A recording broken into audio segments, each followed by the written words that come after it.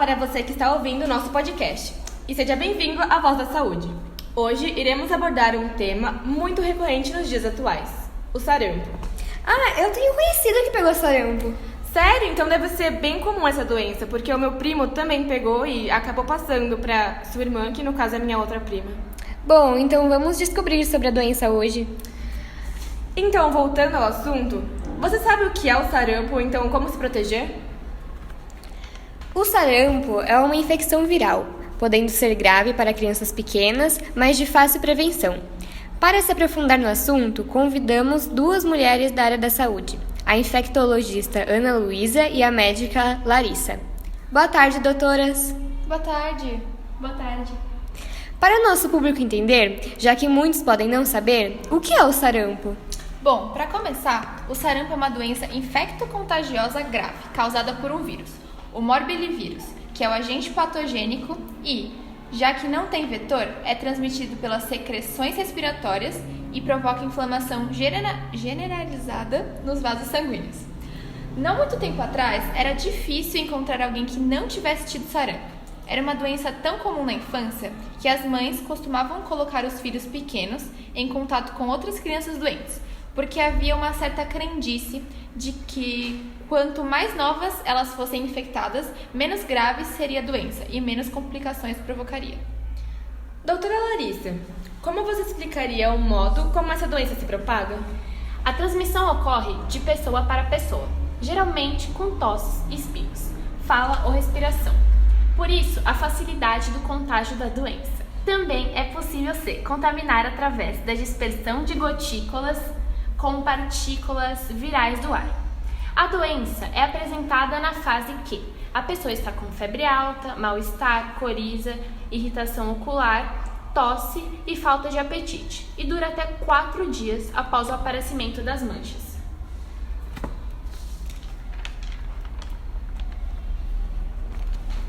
Nossa, então ela é de fácil transmissão.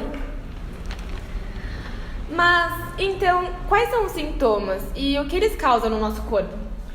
Os sintomas iniciais apresentados pelo doente são febre, acompanhada pela tosse persistente, irritação ocular e corrimento do nariz.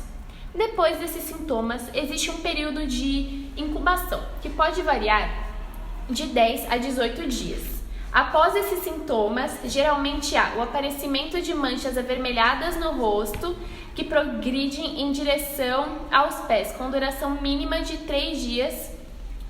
Pode causar infecções no ouvidos, pneumonias, ataques, sendo entre eles convulsões e olhar fixo, lesões do sistema nervoso, lesão cerebral e morte. Posteriormente, o vírus pode atingir as vias respiratórias, causar diarreias e até infecções no encéfalo. Acredita-se que estas complicações sejam desencadeadas pelo próprio vírus do sarampo, que na maior parte das vezes atinge mais gravemente os desnutridos, os recém-nascidos, as gestantes e as pessoas portadoras de imunodeficiências, ou seja, as pessoas que têm deficiência no sistema imunológico. Uau, então é melhor não deixar nesse nível. Doutora Ana Luísa, como poderíamos tratar o sarampo ou então evitá-lo? Para evitar a doença, é preciso tomar a vacina, que foi descoberta e começou a ser utilizada por volta dos anos 60. Ela tem uma alta eficácia e fez com que o sarampo fosse praticamente erradicado no nosso país. Mas, recentemente está de volta, por causa de pessoas que tiveram a doença e entraram em contato com outras pessoas que, por questões religiosas ou filosóficas, decidiram não tomar a vacina. É uma pena que essa doença tenha voltado com força, pois o Brasil já teve um modelo considerado exemplar quando o assunto é calendário de vacinação. Mas a oferta de vacinas no SUS não tem sido suficiente para garantir a taxa desejável de cobertura vacinal da população. Agora, por ser uma doença autolimitada, o tratamento é sintomático, ou seja, visa aliviar os sintomas. Em alguns casos, existe a necessidade de tratamento para o aumento de imunidade. Além disso, o paciente também deve fazer repouso, ingerir bastante líquido, comer alimentos leves, limpar os olhos com água morna, tomar e tomar antitérmicos para abaixar a febre se for muito alta. Já vemos que essa é uma doença bem grave e devemos nos cuidar. Só que no Brasil, em 2009, foram quase 13,5 mil casos confirmados de sarampo e 15 mortes causadas pela doença. No ano passado, o país teve 2 surtos, um concentrado na região norte e outro mais para o fim do ano, difuso pelo Brasil.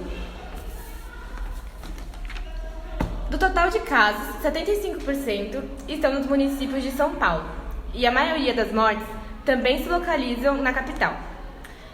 E em janeiro desse mesmo ano, foram 1.352 casos sem nenhuma morte, exatamente, 1.352. Realmente são muitos casos aqui no Brasil, mas felizmente, como a infectologista Ana Luísa explicou, o modo de evitar a doença é bem simples, levando em consideração que estamos tendo campanha de vacinação contra o sarampo. Sim, existe uma vacina, a tríplice viral, que previne contra o sarampo, cachumba e rubéola. Está no calendário de vacina nacional e é recomendada no Brasil para crianças a partir de 12 meses e depois, quando elas tiverem entre 4 e 6 anos, existe um reforço, totalizando 2 doses. Caso a pessoa não tenha tomado, ela está disponível em postos de saúde em dose única a partir de 20 anos. Isso foi bem importante. Agora vamos para as perguntas dos nossos ouvintes feitas pelo Twitter.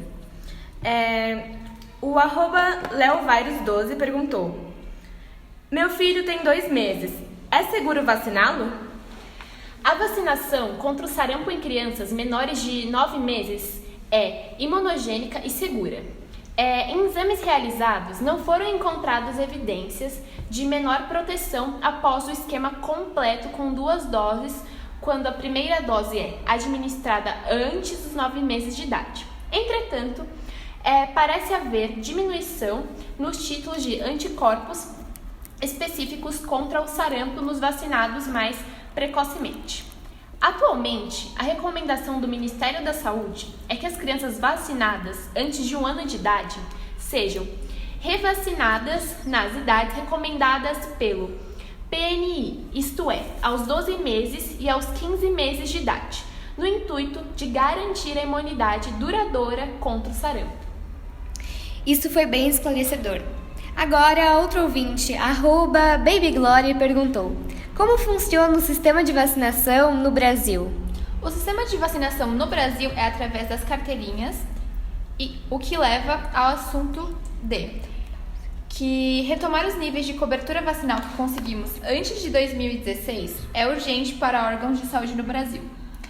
A baixa cobertura é apontada como um dos fatores responsáveis pela epidemia de sarampo que atingiu, em 2018, 8 estados brasileiros. A volta do sarampo também leva o aumento da mortalidade infantil.